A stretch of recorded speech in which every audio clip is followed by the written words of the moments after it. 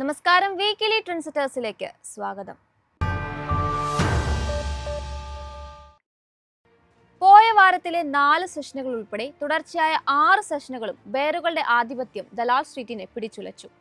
പണപ്പെരുപ്പം വീണ്ടും ആശങ്കയായി ഉയരുന്നതും മ്യൂട്ടഡായ കോർപ്പറേറ്റ് ഫലങ്ങളും ഒപ്പം വിദേശ നിക്ഷേപകരുടെ പിൻവാങ്ങലും വിപണിയുടെ ഇടിവിന്റെ ആക്കം കൂട്ടി. ഇതോടെ സെൻസെക്സ് 6 സെഷനുകൾ കൊണ്ട് 2800 പോയിന്റ് ഇടിവ് രേഖപ്പെടുത്തി. സെപ്റ്റംബർ മാസത്തിൽ തൊട്ട് 26,277 എന്ന സർവകാല ഉയരത്തിൽ നിന്നും 10% കറക്ഷൻ നിഫ്റ്റിയിലും ഉണ്ടായി. 23,500 താഴെ എത്തിയ സൂചികയിൽ പ്രതിവാര അടിസ്ഥാനത്തിൽ 2.55% നഷ്ടമാണ് രേഖപ്പെടുത്തിയത്. ബാങ്ക് നിഫ്റ്റി ആകട്ടെ 2.68% പ്രതിവാര നഷ്ടവും പ്രകടമാക്കി.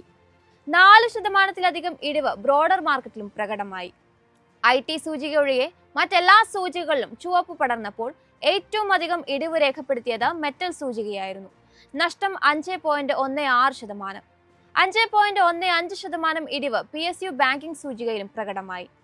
നേട്ടത്തിൽ അവസാനിച്ച IT സൂചിക പ്രകടമാക്കിയത് 0.81% നേരിയ മുന്നേറ്റം മാത്രം. പ്രതീക്ഷകൾക്കനുസൃതമായ CPI ഡാറ്റയും തൊഴിൽ വിപണിയിലെ അനുകൂല ഡാറ്റകളുമൊക്കെ അമേരിക്കൻ സൂചികകളുടെ പ്രോഫിറ്റ് ബുക്കിംഗിന് ആക്കം കുറച്ചു. പണപ്പെരുപ്പം ടാർഗറ്റിലേക്ക് എത്താത്തതും ട്രംപിന്റെ എക്സ്പാൻഷണറി നയങ്ങളും 2025 പണപ്പെരുപ്പ ഭീഷണി വർദ്ധിപ്പിക്കുന്നു. ഒപ്പം പലിശ നിരക്ക് പെട്ടെന്ന് കുറയ്ക്കേണ്ടതില്ല എന്ന പവലിന്റെ പ്രസ്താവനയും നിക്ഷേപകരെ ആശങ്കയിലാഴ്ത്തി. ഇതോടെ ഫെഡ് പലിശ നിരക്ക് കുറയ്ക്കുന്നതിൽ നിന്നും പിൻവാങ്ങിയേക്കാമെന്ന പ്രതീക്ഷ ശക്തിപ്പെടുന്നതും വിപണിയിൽ ആശങ്ക സൃഷ്ടിക്കുന്നു. ഇതിന്റെ പ്രതിഫലനം വാരാന്ത്യത്തിൽ സൂചികകളിൽ പ്രകടമായി. വെള്ളിയാഴ്ച പോയ വാരത്തിലെ എല്ലാ നേട്ടവും സൂചികൾ കൈവിട്ടു. പ്രതിവാര പ്രകടനം നോക്കുമ്പോൾ ഡൗ ജോൺസ് 1.24% ഇടിവ് രേഖപ്പെടുത്തിയപ്പോൾ S&P 500 സൂചിക 2.08% നഷ്ടമാണ് രേഖപ്പെടുത്തിയത്. നാസ്ഡാക്ക് 100 3.42% ഇടിവിലുമാണ് അവസാനിച്ചത്. നവംബർ 19 വരുന്ന ബിൽഡിംഗ് പെർമിറ്റ്സ് ആണ് അടുത്ത ആഴ്ച വരുന്ന ആദ്യ ഡാറ്റകളിലൊന്ന്. സർക്കാർ നൽകുന്ന പുതിയ കെട്ടിട പെർമിറ്റുകളുടെ എണ്ണത്തിലെ മാറ്റമാണ് ബിൽഡിംഗ് പെർമിറ്റുകൾ സൂചിപ്പിക്കുന്നത്. ഭവന വിപണിയിലെ ഡിമാൻഡിന്റെ പ്രധാന സൂചകമാണ് ബിൽഡിംഗ് പെർമിറ്റുകൾ. തുടർന്ന് നവംബർ 21 വരുന്ന എക്സിസ്റ്റിംഗ് ഹോം സെയിൽസ് ഡാറ്റയോടുകൂടെ റിയൽ എസ്റ്റേറ്റ് മേഖലയുടെ ഗതി നിക്ഷേപകർക്ക് മനസ്സിലാക്കാം. അന്ന് തന്നെ വരുന്ന ഇനിഷ്യൽ ജോബ്ലെസ് ക്ലെയിംസ് ഡാറ്റയും നിക്ഷേപക ശ്രദ്ധ ആകർഷിക്കും. തുടർന്ന് നവംബർ 22 വരുന്ന നിർമ്മാണ സർവീസ് കോമ്പോസിറ്റ് PMI കണക്കുകളും വരും. ഇതോടെ അമേരിക്കൻ സമ്പദ് വ്യവസ്ഥയുടെ ബ്രോഡറായ ചിത്രം നിക്ഷേപകർക്ക് മുന്നിൽ തെളിയും. യൂറോപ്പിലേക്ക് വരുമ്പോൾ സമ്മിശ്രമായ ഡാറ്റകളായിരുന്നു വിപണികളെ നയിച്ചത്. ബ്രിട്ടന്റെ തൊഴിലില്ലായ്മ നിരക്കിലെ അപ്രതീക്ഷിത വളർച്ചയും പ്രതീക്ഷകൾക്കനുസൃതമായി ജർമ്മനിയുടെ CPI കണക്കുകളുമൊക്കെ വിപണിയിൽ സ്വാധീനം ചെലുത്തി. തുടർച്ചയായ 4ാമത്തെ ആഴ്ചയും നഷ്ടത്തിലാണ് പ്രധാന യൂറോപ്യൻ സൂചികൾ വ്യാപാരം അവസാനിപ്പിച്ചത്. പ്രതിവാര പ്രകടനം വിലയിരുത്തുമ്പോൾ ഡാക്സ് സൂചിക 0.02% ഫ്ലാറ്റ് ലോ ആയി അവസാനിച്ചപ്പോൾ FTSE 100ഉം ഫ്ലാറ്റ് നോട്ടിൽ 0.11% നേരിയ ഇടിവുമാണ് റിപ്പോർട്ട് ചെയ്തത്. CAC 40 0.94% നഷ്ടമാണ് റിപ്പോർട്ട് ചെയ്തത്. നവംബർ 19 വരുന്ന യൂറോസോണിന്റെ CPI കണക്കുകളാണ് വിപണി ശ്രദ്ധ ആകർഷിക്കുന്ന പ്രധാന ഡാറ്റകളിലൊന്ന്. തുടർന്ന് ബ്രിട്ടന്റെ CPI കണക്കുകൾ നവംബർ 20 വരും. ഇതോടെ മേഖലയുടെ പണപ്പെരുപ്പത്തിന്റെ വളർച്ചയുടെ തോത് വിപണിക്ക് വിലയിരുത്താം. അന്ന് തന്നെ റിപ്പോർട്ട് ചെയ്യുന്ന ജർമ്മനിയുടെയും ബ്രിട്ടന്റെയും പ്രൊഡ്യൂസർ പ്രൈസ് ഇൻഡെക്സ് കൂടി വരുന്നതോടെ ഉൽപാദകരുടെ ഭാഗത്തു നിന്നുള്ള പണപ്പെരുപ്പത്തിന്റെ ഗതിയും നിക്ഷേപകർക്ക് മനസ്സിലാക്കാം.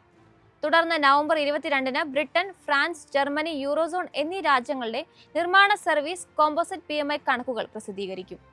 ഇതോടെ പ്രധാന സമ്പദ് വ്യവസ്ഥകളുടെ വളർച്ചയുടെ തോത് നിക്ഷേപകർക്ക് മനസ്സിലാക്കാം. ഒപ്പം അന്ന് തന്നെ വരുന്ന ജർമ്മനിയുടെ GDP കണക്കുകൾ കൂടി വരുന്നതോടെ യൂറോ മേഖലയുടെ വളർച്ചയുടെ പൂർണ്ണ ചിത്രം നിക്ഷേപകർക്ക് മുന്നിൽ തെളിയും.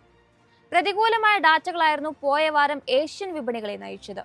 കുറഞ്ഞ ജപ്പാന്റെ GDP വളർച്ചയും ചൈനയുടെ വ്യാവസായിക ഉൽപാദന ഡാറ്റയിലെ കുറവും വിപണികളെ ഇടിവിലേക്കാണ് നയിച്ചത്.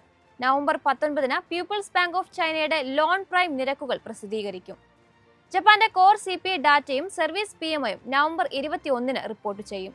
പ്രധാന സമ്പദ് വ്യവസ്ഥകളുടെ സർവീസ് നിർമ്മാണ കോമ്പോസിറ്റ് PMI ഡാറ്റകളാണ് അടുത്ത വാരം ആഗോള വിപണികൾ ഉറ്റുനോക്കുക. കമ്മോഡിറ്റി മാർക്കറ്റിൽ ബ്രന്റ് ക്രൂഡ് ആഴ്ചയിലെ 4 ദിനങ്ങളിലും ഇടിവ് രേഖപ്പെടുത്തി. വാരാന്ത്യത്തിൽ 4.18% ഇടിവോടെ ബാരലിന് $70.69 വ്യാപാരം അവസാനിപ്പിച്ചത്. WTI ക്രൂഡ് 5.03% ഇടിഞ്ഞ് ബാരലിന് 67.05 എന്ന നിലയിലും അവസാനിച്ചു. ഇന്റർനാഷണൽ എനർജി ഏജൻസിയും ഒപെക്കും 2025 ക്രൂഡ് ഡിമാൻഡ് പ്രവചനം കുറച്ചതും ഇടിവിന് കാരണമായി. ടെക്നിക്കൽ സൈഡിൽ ബ്രെന്റ് ക്രൂഡിന്റെ ഇമ്മീഡിയറ്റ് മേജർ സപ്പോർട്ട് സൈക്കോളജിക്കൽ ലെവലായ $70. അപ്സൈഡിലേക്ക് വരുമ്പോൾ $73.17 തുടർന്ന് $74.39 റെസിസ്റ്റൻസ് ആയി കണക്കാക്കാം. WTI ക്രൂഡിനെ സംബന്ധിച്ച് ആദ്യ റെസിസ്റ്റൻസ് 55-ഡേ SMA ലെവലായ $70.25 ആണ്. തുടർന്ന് $73.58 200-ഡേ SMA ലെവലായ $76.68 റെസിസ്റ്റൻസ് ആയി പരിഗണിക്കാം. സപ്പോർട്ട് ലെവലായി $64.75 പരിഗണിക്കാം. തുടർന്ന് 2023 ഏറ്റവും താഴ്ന്ന നിലയായ $64.38 വരെയും പോയേക്കാം. തുടർച്ചയായ മൂന്നാം വാരവും ഇടിവാണ് സ്വർണ്ണവിലയിൽ കാണുന്നത്. പ്രതിവാര അടിസ്ഥാനത്തിൽ 4.52% ഇടിവോടുകൂടി ട്രോയ് ഔൺസിന് $2,562.71 എന്ന നിലയിലാണ് വ്യാപാരം അവസാനിപ്പിച്ചത്. ഫെഡ് പലിശ നിരക്ക് കുറയ്ക്കൽ വൈകിപ്പിക്കുമെന്ന സൂചനകളും ശക്തി പ്രാപിക്കുന്ന ഡോളറുമാണ് സ്വർണത്തിന്റെ ഇടിവിന് പ്രധാന കാരണം. വരുന്ന സെഷനുകൾ $2,665, തുടർന്ന് $2,750 എന്ന നിർണായക ലെവലുകളായിരിക്കും മേജർ റെസിസ്റ്റൻസ്. 2,530 എന്ന ലെവൽ ആദ്യ സപ്പോർട്ടായി പരിഗണിക്കാം. ഈ ലെവൽ ബ്രേക്ക് ചെയ്താൽ $2,470 തുടർന്ന് $2,400 സപ്പോർട്ട് പ്രതീക്ഷിക്കാം. കരുത്താർജിക്കുന്ന ഡോളറും വിദേശ നിക്ഷേപകരുടെ പണം പിൻവലിക്കലും രൂപയ്ക്ക് വെല്ലുവിളി ഉയർത്തി. എക്കാലത്തെയും താഴ്ന്ന ലെവലായ 84.45 രൂപ എത്തി. പ്രതീക്ഷിച്ചതിലും ഉയർന്ന WPI കണക്കുകളും രൂപയെ കൂടുതൽ വിൽപ്പനാ സമ്മർദ്ദത്തിലേക്ക് നയിച്ചു. എങ്കിലും RBI ഇടപെടൽ ഇന്ത്യൻ രൂപയെ ഒരു ഫ്ലാറ്റ് നോട്ടിൽ 84.4 എന്ന ലെവലിൽ വ്യാപാരം അവസാനിപ്പിക്കാൻ സഹായിച്ചു. 84.5 രൂപയിലാണ് വരും ആഴ്ചയിൽ രൂപയുടെ ഇമ്മീഡിയറ്റ് സപ്പോർട്ട് ഉള്ളത്. തുടർന്ന് 85 രൂപ എന്ന സൈക്കോളജിക്കൽ ലെവലും സപ്പോർട്ടായി കണക്കാക്കാം. മറുവശത്ത് 84.32 രൂപയിൽ ആദ്യ റെസിസ്റ്റൻസ് പരിഗണിക്കാം. അത് മറികടക്കാൻ സാധിച്ചാൽ 84.05 മുതൽ 84.1 രൂപ എന്ന റേഞ്ചിലും റെസിസ്റ്റൻസ് പ്രതീക്ഷിക്കാം. അവിടെ നിന്നും മുന്നേറ്റമുണ്ടായാൽ 100-ഡേ EMA ആയ 83.86 രൂപ വരെയും പോയേക്കാം. പോയ വാരത്തിൽ FIയുടെ ഭാഗത്തു നിന്നും നെറ്റ് സെല്ലിംഗ് ആണ് ഉണ്ടായത്. FIA 9,683.7 കോടി രൂപയുടെ സെല്ലിംഗ് നടത്തിയപ്പോൾ DIA 12,481.8 കോടി രൂപയുടെ ബൈയിങ്ങും നടത്തിയിട്ടുണ്ട്. മാക്രോ തലത്തിൽ CPI, WPI കണക്കുകളായിരുന്നു വിപണിയുടെ ഗതിയെ നിയന്ത്രിക്കുന്നതിൽ നിർണായകമായ പങ്കുവഹിച്ചത്. രാജ്യത്തിന്റെ റീറ്റെയിൽ പണപ്പെരുപ്പം ഒക്ടോബറിൽ വാർഷിക അടിസ്ഥാനത്തിൽ 14 മാസത്തെ ഏറ്റവും ഉയർന്ന നിരക്കായ 6.21%. പച്ചക്കറി വില പിടിവിട്ടുയർന്നതാണ് റീറ്റെയിൽ ഇൻഫ്ലേഷൻ തോത് കുത്തനെ ഉയരാൻ കാരണം. റീറ്റെയിൽ പണപ്പെരുപ്പ നിരക്ക് 4% നിയന്ത്രിക്കുകയാണ് റിസർവ് ബാങ്കിന്റെ ലക്ഷ്യം. 2023 ഓഗസ്റ്റിന് ശേഷം ആദ്യമായാണ് ഇത് 6% കവിയുന്നത്. ഇതിനു പുറമെ മൊത്തവില സൂചിക അടിസ്ഥാനമാക്കിയുള്ള പണപ്പെരുപ്പം സെപ്റ്റംബറിലെ 1.84% നിന്ന് ഒക്ടോബറിൽ 4 മാസത്തെ ഉയർന്ന നിരക്കായ 2.36% വർദ്ധിച്ചു. പ്രാഥമികമായി ഭക്ഷ്യവസ്തുക്കളുടെ വിലയിലുണ്ടായ വർധന തന്നെയാണ് തിരിച്ചടിയായത്. RBI സഹനപരിധിയും വിട്ട് പണപ്പെരുപ്പം ഉയർന്നതോടെ ഡിസംബറിലെ ധനനയ യോഗത്തിലും നിരക്ക് കുറയ്ക്കാനുള്ള സാധ്യതയ്ക്ക് മങ്ങലേൽക്കുകയാണ്. അതേസമയം ഇന്ത്യയിലെ വ്യാവസായിക ഉൽപാദനം ഓഗസ്റ്റിലെ 0.1% ഇടിവിൽ നിന്നും ശക്തമായ തിരിച്ചുവരവാണ് നടത്തിയിരിക്കുന്നത്. IIP സെപ്റ്റംബറിൽ 3.1% വർദ്ധിച്ചു. വൈദ്യുതോൽപാദനത്തിലും ഖനനത്തിലുമുള്ള വർധനയ്ക്കൊപ്പം ഉൽപാദന രംഗത്തെ ശക്തമായ പ്രകടനമാണ് ഈ വളർച്ചയ്ക്ക് കാരണം. വരുന്ന വാരത്തിൽ ആഴ്ചയുടെ അവസാന ദിനത്തിലാണ് പ്രധാന ഡാറ്റകൾ വരാനിരിക്കുന്നത്.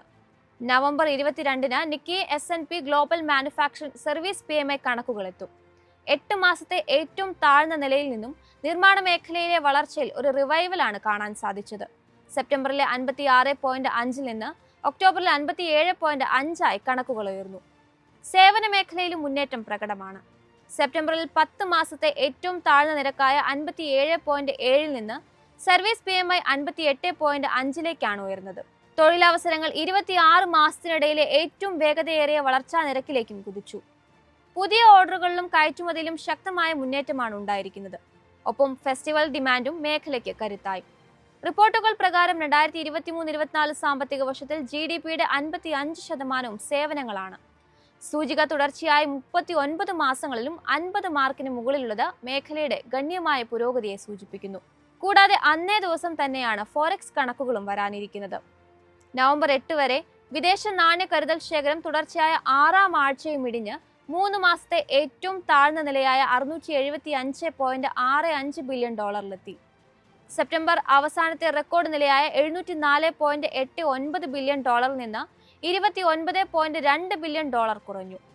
അതുകൊണ്ട് തന്നെ വരുന്ന വാരം കരുതൽ ശേഖരത്തിൽ ഉണ്ടാകുന്ന ഏറ്റക്കുറച്ചിലുകൾ വിപണി നിരീക്ഷിക്കും. 2025 സാമ്പത്തിക വർഷത്തിന്റെ രണ്ടാം പാദത്തിലെ കോർപ്പറേറ്റ് വരുമാനം മന്ദഗതിയിലായിരുന്നു. എന്നിരുന്നാലും ബാങ്കിംഗ്, ഫൈനാൻഷ്യൽ സർവീസസ്, ഇൻഷുറൻസ് മേഖല മാന്യമായ പ്രകടനമാണ് കാഴ്ചവെച്ചത്. പോയ വാരം ONGC, ഹിൻഡാൽകോ, ബ്രിട്ടാനിയ പോലുള്ള കമ്പനികളുടെ പാദഫലമായിരുന്നു ആദ്യം വന്നത്. ഹിൻഡാൽകോയുടെ ലാഭം 78.01% വർദ്ധിച്ചപ്പോൾ FMCG ഭീമനായ ബ്രിട്ടാനിയയുടെ ലാഭം 9.55% ഇടിഞ്ഞു. തുടർന്ന് നവംബർ 12-ന് ഹ്യുണ്ടായ് മോട്ടോഴ്സ് BSE ലിമിറ്റഡ് പാദഫലവും വന്നു.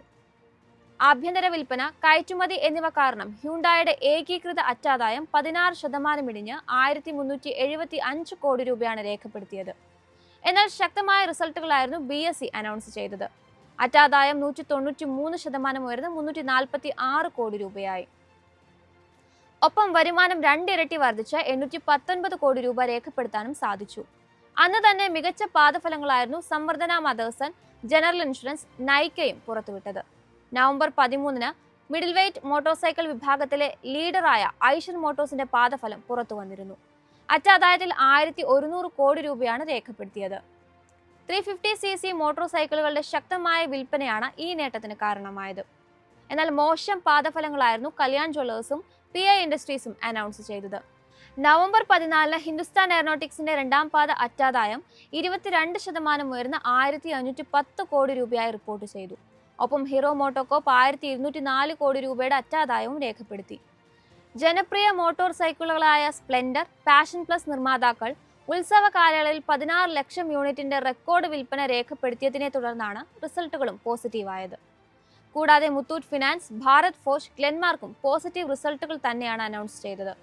എന്നിരുന്നാലും ഭൂരിഭാഗം കമ്പനികളും സ്ട്രീറ്റ് എക്സ്പെക്ടേഷൻസിനെ മറികടക്കാനാകാത്ത റിസൾട്ടുകൾ പുറത്തുവിട്ടതുകൊണ്ട് തന്നെ വിപണിയെയും മന്ദഗതിയിലേക്ക് വീഴ്ത്തി. അടുത്ത ആഴ്ചയിൽ പ്രധാനമായും ദീപക് ബിൽഡേഴ്സ്, വാരി എനർജീസ് പാദഫലങ്ങളാണ് വരുന്നത്. ലിസ്റ്റ് ചെയ്തതിനു ശേഷമുള്ള പാദഫലം പ്രഖ്യാപിക്കാനിരിക്കുന്നത് കൊണ്ട് തന്നെ വാരി എനർജീസിനെ നിക്ഷേപകർ സസൂക്ഷ്മം വീക്ഷിക്കും. ഒപ്പം US പ്രസിഡന്റ് തെരഞ്ഞെടുപ്പിൽ ഡൊണാൾഡ് ട്രംപിന്റെ വിജയം പുനരുപയോഗ മേഖലയുടെ കാഴ്ചപ്പാടിന് നെഗറ്റീവായി കണക്കാക്കപ്പെടുന്നതും ആശങ്ക പ്രകടിപ്പിക്കുന്നതിനാൽ റിസൾട്ടുകളോട് നിക്ഷേപകരുടെ പ്രതികരണം എങ്ങനെയായിരിക്കുമെന്ന് കണ്ടറിയണം. ഈ കമ്പനികളുടെ റിസൾട്ടുകളോടുകൂടി രണ്ടാം പാദ ഫലങ്ങൾക്ക് അന്തിമമാകും.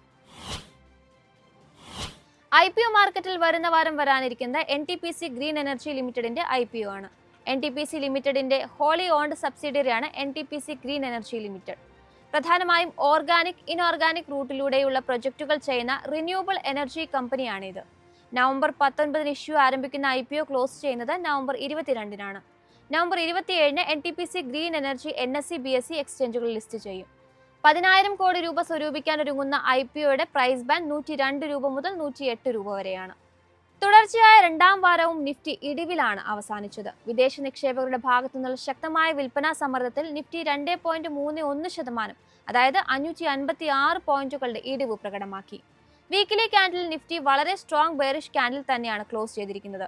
LKP securities technical analyst Roopak Dev പറയുന്നതനുസരിച്ച് ഏപ്രിൽ 2023-ന് ശേഷം നിഫ്റ്റി ഡെയിലി ക്യാൻഡിൽ 200 EMAക്ക് താഴെ ഒരു grave stone doji candle form ചെയ്തതാണ് ക്ലോസ് ചെയ്തിരിക്കുന്നത്. വരുന്ന വാരത്തിൽ നിഫ്റ്റി 200 EMA ബ്രേക്ക് ചെയ്യുകയാണെങ്കിൽ നിഫ്റ്റിയിൽ വീണ്ടും സെൽ ഓഫ് പ്രതീക്ഷിക്കാം. വിപണിയിൽ ഒരു സെൽ ഓൺ റൈസ് സ്ട്രാറ്റജിയിൽ 23,450 സപ്പോർട്ടായും 23,650 ലെവൽ റെസിസ്റ്റൻസ് ആയും കണക്കാക്കാമെന്നും വ്യക്തമാക്കുന്നു. HDFC securities technical analyst Nagaraj Shetty പറയുന്നത് പ്രതിവാര ചാർട്ടിൽ നിഫ്റ്റി ഒരു ലോങ് ബെയറിഷ് ക്യാൻഡിലാണ് തന്നിരിക്കുന്നത് എന്നാണ്. നിഫ്റ്റിയുടെ അണ്ടർലൈങ് ട്രെൻഡ് നെഗറ്റീവാണ്. നിഫ്റ്റി 23,500 എന്ന ലെവൽ കൈവിടുകയാണെങ്കിൽ പിന്നീടുള്ള നിഫ്റ്റിക്ക് മുന്നിലെ സപ്പോർട്ട് 23,000 മുതൽ 23,200 ആണ്. അപ്സൈഡിലേക്ക് പോകുമ്പോൾ 23,700 ടു 23,800 ബ്രേക്ക് ചെയ്യുകയാണെങ്കിൽ വിപണിയിൽ ശക്തമായ ബൗൺസ് ബാക്ക് പ്രതീക്ഷിക്കാമെന്നും അദ്ദേഹം കൂട്ടിച്ചേർത്തു. ആഴ്ചയുടെ തുടക്കത്തിൽ ബയേഴ്സ് മുന്നിട്ട് നിന്നെങ്കിലും വീക്കിലി ബേസിസിൽ 2.68% ഇടിവാണ് നിഫ്റ്റി ബാങ്ക് സൂചിക രേഖപ്പെടുത്തിയത്. ലാസ്റ്റ് വീക്കിലി എക്സ്പയറി ആയതുകൊണ്ട് തന്നെ ഹൈലി വോളറ്റൈൽ ആയിരുന്നു സൂചിക. 1381 പോയിന്റ് ഇടിഞ്ഞ ബാങ്ക് നിഫ്റ്റിയെ ഡ്രാഗ് ചെയ്തത് HDFC ബാങ്ക് ആണ്. Daily candle bank Nifty 200 EMA ഒരു സപ്പോർട്ട് എടുത്ത് 50,179-ലാണ് ക്ലോസ് ചെയ്തത്. വേവ് സ്ട്രാറ്റജീസിലെ ആശിഷ് ഖയാൽ പറയുന്നത് 49,900 കൈവിടുകയാണെങ്കിൽ ഇൻഡെക്സിൽ ഒരു ബ്രേക്ക് ഡൗൺ സംഭവിക്കുമെന്നാണ്. പിന്നീട് നിഫ്റ്റി ബാങ്ക് 48,500 വരെ ഇടിയാമെന്നും അദ്ദേഹം പറയുന്നു. ഇമ്മ്യൂണൈറ്റ് റെസിസ്റ്റൻസ് ആയി അദ്ദേഹം കാണുന്നത് 50,700 ആണ്. മഹാരാഷ്ട്ര ഇലക്ഷനോടനുബന്ധിച്ച് നവംബർ 20 ആഭ്യന്തര വിപണിക്ക് അവധിയായതിനാൽ 4 ട്രേഡിംഗ് ദിനം മാത്രമാണുള്ളത്. 23,500 കൈവിട്ടുകൊണ്ട് നിഫ്റ്റി ബെയറിഷ് മോഡിൽ തുടരുമ്പോൾ നിലവിലെ സ്ഥിതിയിൽ മാറ്റം ഉണ്ടാകുമോ എന്നത് നിക്ഷേപകർ ഉറ്റുനോക്കും. മാർക്കറ്റിന്റെ കൂടുതൽ അപ്ഡേറ്റ്സും അനാലിസിസുമായി തിങ്കളാഴ്ച രാവിലെ 8:30 മാർക്കറ്റ് പ്ലസിൽ കാണാം. നന്ദി.